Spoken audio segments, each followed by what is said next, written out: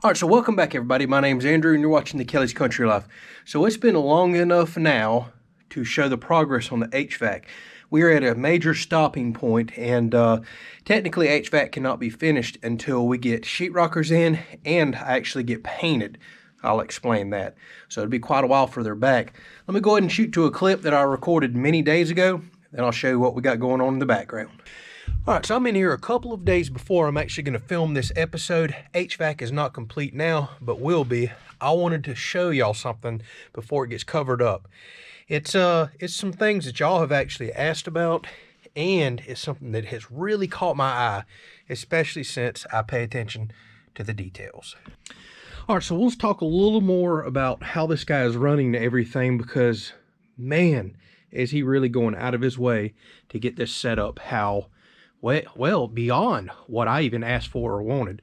But something I thought was quite neat, and maybe this is normal, my gut says it's not. Not only is he taking time to run things up and out of the way, but he is literally flashing every single joint to make sure there's no leaks. I thought that was quite nice before he wraps everything. The other thing that I'm noticing, he has taped every single seam to make for sure there's no air leaks. My gut says a lot of people may snap this together and never take the time to tape the seams, and you'll never know once the installation's on.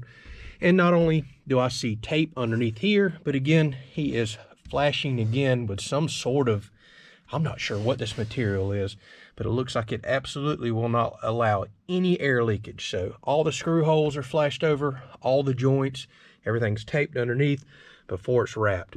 I think this is an absolute quality job. All right, so I have got a lot of questions about HVAC, and a lot of people have asked for an update, so here it is. So he's completely done as far as what I'm going to call rough in and piping install. All that's left now, for example, is say we get sheetrock put up and get paint around that, then he can come back and put grills in, thermostats, and there's one major piece of equipment we're still waiting to show up. Other than that, it's pretty well complete and time to show off. So I opted for hard pipe on all my supplies, and with the exception of where the supplies actually come off to go to each room, there's a short little bit of flex pipe throughout, because I was quoted $1,500 more to hard pipe that little bit of pipe that you're going to see around here that's in flex. And we're so far over budget, I had to dog it off somewhere. Now, here's what typically happens, is my understanding. These units last 10, 15 years, and then you replace them. At that point in time, you really need a pipe cleaning, and typically your dirty pipes are your return pipes. So flex is quite cheap, and what I've been told is whenever you replace your unit, these little short runs of flex that you see, it's not uncommon just to go ahead and rip those out, put fresh flex in, you're cleaned, ready to go with a brand new system. Now, flex has some advantages and disadvantages. One, you don't get quite as good of airflow because flex has all those ridges inside. It's not nice, smooth transition and smooth pipe, so you lose some velocity there. Another negative to flex is, well, you can't clean it. If you try to run a brush system through there and clean it, you would absolutely rip and destroy the stuff. Now, it's got a couple positives going for it. One, it's flexible, really easy to install. It's cheaper, and two, it cuts down on noise. I've had a lot of people tell me that's hard pipe their entire system. That hard pipe makes a lot of racket when your AC's kicking off and on or running. You ever talk down metal pipe, you can hear it echo, you can hear all the noise. Supposedly flex helps kill some of that noise. So that may be a good thing, but it comes at a cost, lack of flow. We're hard pipe through the majority of the house with small runs of flex, so I'm not expecting a significant decrease in flow. Okay, so here we go. We have one main duct coming out to the living room here, another main duct coming out over there. As far as this loft area, which also will blow into the living room, we have a smaller duct coming out here. So you have three feeding this section of house right here. You've also got one going down to the kitchen, which is technically going to help fill in this area as well, although we're going to blow it back toward the stove. Over on this side, we have a supply for the pantry. We have a supply over here. Oh, excuse me, that is an actual return for the bedroom because it's on its own zone. So let's just go ahead and talk about that, and we'll step back over here. Here is the supply for the bedroom. as well as another supply. As you can see, it's got its own metal trunk line right here, and metal comes all the way to here. So we're just talking short runs of flex. Anything that you can see that looks solid, that's metal pipe. So why do we have our own independent trunk line for the bedroom? This is what I was telling you about. We decided to spend the extra money and zone out this system. This is an electronic motor and controller for an electronic damper in here. As you can see, we have a much larger one over here for our main supply line. So what does that mean? And I apologize, I know it is so dark up here, but we're just gonna have to deal with that until we get electricity. So we opted to spend, it cost about $1,500 extra for the piping and the electronic dampers and to zone out our room and another thermostat. That seems like a pretty good deal when you think about the effort and the cost that has to go into that. I'm sure those electronic dampers are not cheap either. And the Honeywell thermostats that we're going with are a couple hundred, maybe $400. They're really nice thermostat. So the reason we opted to zone out the bedroom, this is a feature I absolutely love. So say we're going to bed at night. We want to run our bedroom at, let's just say 68 degrees. So there's no point in cooling the entire house down to 68 degrees. We might as well run that at 74, 76, whatever it is that we're going to keep it during the day, and let the bedroom actually get controlled. So these electronic dampers right here, the one will cut back for the main supply for the house. It runs off its own thermostat. The other damper over here will run off a thermostat that's in the bedroom. It'll actually open up, so it's like we get our own AC for the bedroom. And it's coming off of a main unit. We didn't stick a window unit in or a mini split in there. So I thought that was a really neat feature to have. That'll help us with our electric bill even more, even though we're already so efficient as it is. But now we only pay to cool what room that we're in. Okay, so stepping back over, since we've covered the bedroom, we have our main supply upstairs. This is for zone 2, the rest of the house. Bedroom is one zone, has its own return. This is the main supply for the house to pull the hot air that tends to raise up to the roof. Up in here, we've got a short run over to the unit. Now we're missing something. I've changed my mind and there's something else I'm going to do here. Actually, everything has changed. So let's go ahead and talk about that.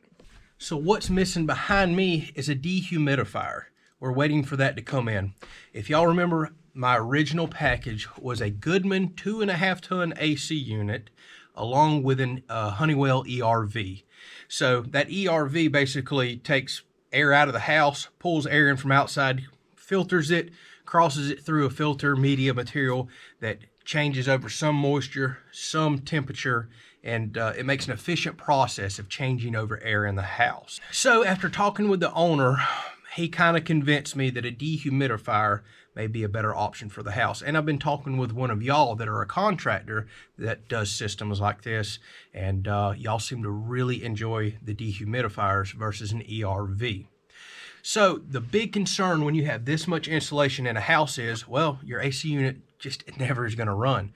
If your AC unit's not running, you build up moisture, humidity in the house. Well, an AC does a fantastic job of removing that moisture. That's why you always see they have drip tubes and drain tubes that are constantly flowing water when they run. But if we make this house so efficient that that never runs, you run a huge risk of having high humidity levels in your house, high mold and moisture problems that come along with that, which can lead to catastrophic events down the road and make things very expensive. So we decided that we're going to do the dehumidifier. It'll be even more efficient at removing the humidity in the house than, say, the ERV, although the ERV does a good job. It's got its own humidistat, or you can build it into the Honeywell unit that we have, and I think that's what we're going to do for our main house unit, and it monitors humidity levels in the house and can turn it off and on. It will be in the return duct, so we're still going to have to mount it over here in this area once it comes in and do some modification of this return right here. So your return's typically going to be your warmer air of the house. It's going to have the most humidity in it.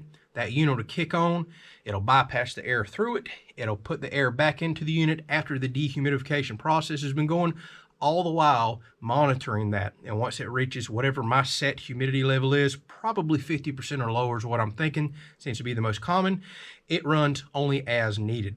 Now here's the other thing. You're probably thinking, well, you've sealed this house up so well. One of the good things about an ERV was a fresh air intake. Well, it just so happens they make dehumidifiers with a fresh air intake.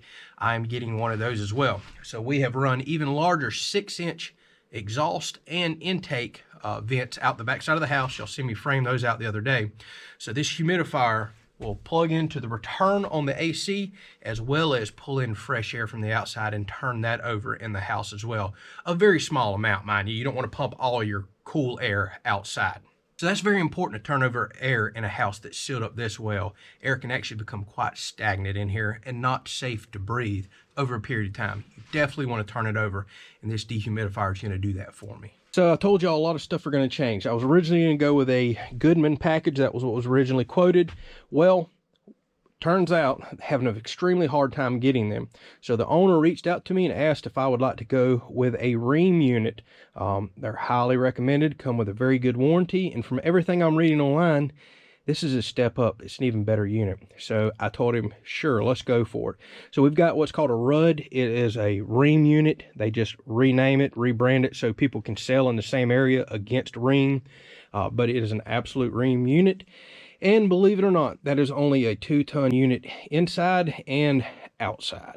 So why did we downgrade to a 2-ton? Well, believe it or not, we got to looking at the efficiency form that is required to be ran and filled out before you can pull a building permit. And the tonnage, the BTU rating for this house, due to all this really good insulation, had me just under, actually it had me about 2¼ tons. We cannot, absolutely cannot go over what's recommended in that form, no matter how much we want to, because you will not pass inspection. That is something that gets inspected and checked. So you have to go to the next available size down, which, believe it or not, is only a 2-ton unit. I have been very nervous about that. I know a lot of y'all have, but with that said, the last many days that this house has been insulated, it's actually quite warm outside right now. The temperature hardly changes in here, and that's with some openings. This house is going to be so efficient. I really think a 2-ton AC is going to be fine. There's another benefit to downgrading to a 2-ton AC as well. I don't think I'm going to have any issue running this in a power outage situation off of my large generator. So that makes me feel really good right there. All right, so going around, you have your main trunk and feed line. Here is a small piece of flex going to the walk-in closet, one going to Tiffany's half bath. You have a pipe coming up and over. This goes down to one that he decided to put in the hallway, one that goes in the bathroom, a vent over there that goes to the utility room, all hard piped around the wall. That's eventually going to be for the microwave, and then the 2 down there that I've done showing you. So we have several vents in the house, but keep in mind it's a relatively small house. We are also going to, before this is done, pipe 1 vent out upstairs and actually have air conditioning in the attic, because this is already factored into that load calculation as a conditioned space. So whatever we store up here, it might as well smell good and feel good up here as well with moving air. Now, while I am not the world's biggest fan of the flex, I understand that. That was $1,500 I felt compelled to save. You're only seeing it just in a couple of areas. It'd be very easy to change down the road. But one thing that I want to rant and rave over with this company, and especially this installer, he has spent days and days and days up here making for sure, running everything through the ceiling to give me floor storage and access. Everything you're looking at now, I have full access. He done a very good job of making things, for example, overhead height, so I can just walk right underneath. Same way with over here. I have a feeling most companies would have come in here, put the piping on the floor because that's the easiest, not have to go through all this strapping and metal straps back there and really sit down and draw and design this out. They'd just laid it on the floor and said, all right, here's your AC system. And I would have been tripping over everything, and it would have totally messed up any storage space that we have up here. This guy really, every time he talked to me, he was like, I'm trying to make sure I want to tuck this against the wall, run everything around, get stuff up out of your way to get you the most storage that we can give you. I really appreciated that. I didn't even ask for that to begin with. They just went for it. And I was like, thank y'all so much for thinking about that. So we'll probably leave this space clean so we can always have access and work on the unit should we need to. But look at all the storage space over here, over there, down that side wall. We could even store stuff over down that side wall. This whole area, we just don't have this much stuff to store, to be perfectly honest with you. This is more than we need, but that's okay. It's better to have the room and not need it than to not have the room and need it. So one other thing you could see, they put me a backup pan in. I was adamant on that. They still have some work to do here. I'm going to get multiple float switches in here. So if the unit were to ever have a leak and the main pan inside of it were to overflow, you have 2 different float switches that will kill the unit. So I wanted a redundancy and a backup there. They're still working on a lot of this stuff that you're looking at here. And over here is our very tiny condenser. Oh my goodness. Trust me, I still haven't got used to the fact that there is only a 2-ton AC in that house. But it's growing on me. So here it is, nothing special out here. They still have some more connections and wiring and all to do. Obviously we don't even have thermostats hooked up. We're going to cut that drain pipe off, put a little P-trap in out here to keep bugs and all out. But there's the system. So there's the update that y'all been asking about. I think the decisions that were made, all the changes that were made, were for the better. The dehumidifier sounds like the right option. Turning over air, that's going to happen. We have bathroom vent fans and things like that. That's no problem. My biggest concern was humidity in the house. That is a huge concern when you insulate and seal a house this well. So the dehumidifier is the perfect option, perfect choice for that. That's mainly what it's built for, but it also turns over the air in the process. As far as upgrading the unit from a Goodman to a Rheem, I don't know. I know a lot of people think Goodman is the low end of low end, but a lot of people around here run them, had really good luck with them. I've heard good things about Rheem as well. I think it's just a wash there. But if you go price them out online, it looks like I'm getting a pricier, potentially better unit going with a Rheem than I was with a Goodman. And the good news about all this is there's no upcharge, no nothing. And the HVAC industry is getting destroyed right now with price, availability, everything. Actually, the owner of this company told me that if he were to rebid this job right now, it would be several $1,000s higher. They've been struggling the entire time of installing this, getting piping, getting boots, getting AC units, all kinds of stuff. It's just, we're struggling right now going through COVID. I've been experiencing a lot myself with things in the house. Coming up next for HVAC, well, we wait a while. Sheetrock has to go in. They have to obviously trim out around all the vents. Then we have to slap some paint on the walls. They come back, stick thermostats in, grill covers, and put the dehumidifier in. They might be able to do all that in one day. Then the AC, the HVAC, it's ready to run.